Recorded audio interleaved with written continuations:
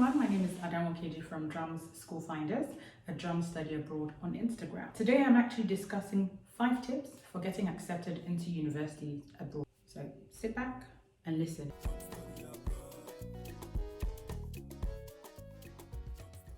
So our first tip will be to get your documents together. Try and organize your documents in the appropriate way. Don't submit incomplete documents, messy documents, scan them properly. Don't just take a rubbish picture on your phone and expect like a university to actually try and guess what your grades are, what your name is. So actually make sure that you scan your documents properly, make sure the documents are clear and readable for the university. Another very useful tip is your personal statement.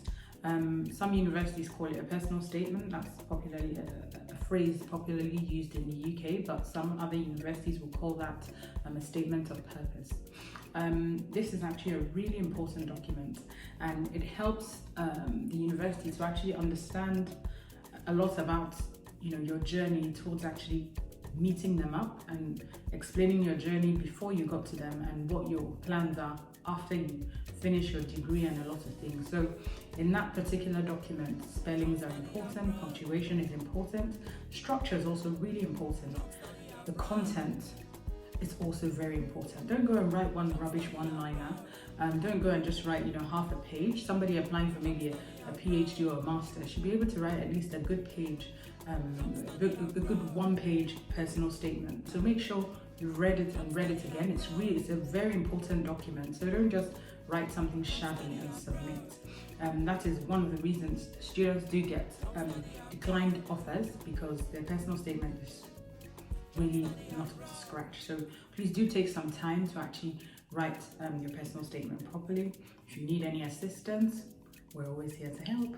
Another really useful tip is that you need to show a clear career path between your studies and the course you want to study and what it is you plan to do with your studies in the future. In saying that, it doesn't mean that somebody who maybe studied nursing has to be applying to do a postgraduate course in nursing and wants to be a nurse in the future.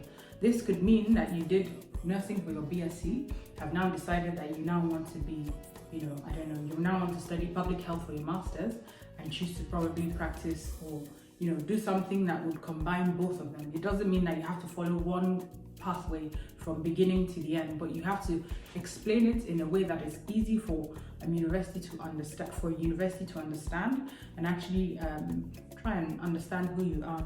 Another thing to add as well, linking both your CV and your personal statement is actually really, really, really crucial. So don't go and say one thing in your CV and then mix up everything in your personal statement. Both of them need to correspond. Those 2 documents are actually things that will make the university to actually imagine the type of person you are. So imagine that most of these applications are done online. These people have never met you, they don't know you.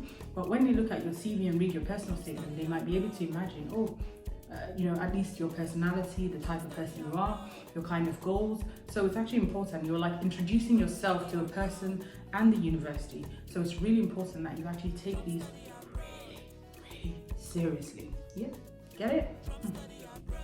Another really good tip we're going to leave with you today is your CV or your curriculum vitae or resume. All means the same thing. You need to make sure that document is properly structured, well written, and quite easy to understand. Don't leave any academic gaps or any employment gaps, and make sure that everything in that document is truthful and honest. Usually the CV normally requires that you have contact information, your educational background, your work experience, and references. So sometimes we have questions from students, especially those that have just finished their secondary school, asking if they actually really do need a CV. It's actually quite good, because if you maybe had any work experience, maybe you did some holiday jobs, even if you didn't, once a university has a look at your CV, they can actually see where you attended your secondary school, if you've got work experience, and even if you haven't, it's actually a good document to prepare and submit in addition to the other documents that are required. So please do make sure that it's properly written. Take note of your punctuation, structure, spellings, etc. The word is enough for the wise. Another tip is language tests.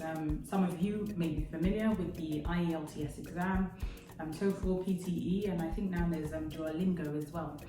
This is accepted by some universities in various countries, so you need to check with your university to know which of the tests you're required to take and which ones are accepted. Your grades would actually help you get into university in some circumstances, so do check with your agent or university. The most obvious one, which I've actually left to the last, is actually your grades.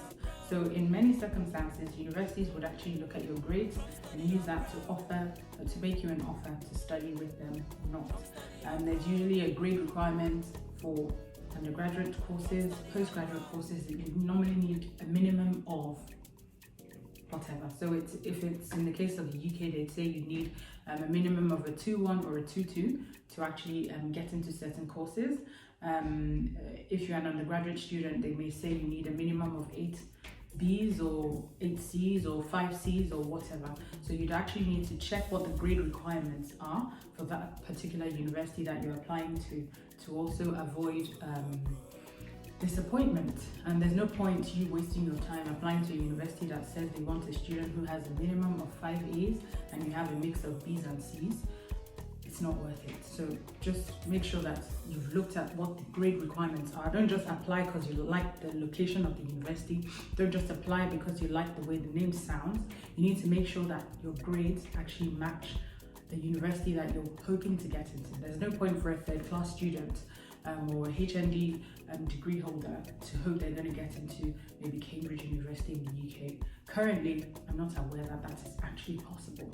So you need to kind of cut your coat according to your grades, so to speak. In very rare circumstances, some universities may overlook your grades if they weren't really high enough, but that would mean that you'd have to have a really good work experience in that particular sector and that particular area, but that's limited to certain courses. I mean, you can't do that in many courses, but you need to make inquiries about that to just check. Okay? Yeah. Listen, if you're not already following us on Instagram, please do follow our Instagram page at John Study Abroad and subscribe to our YouTube channel.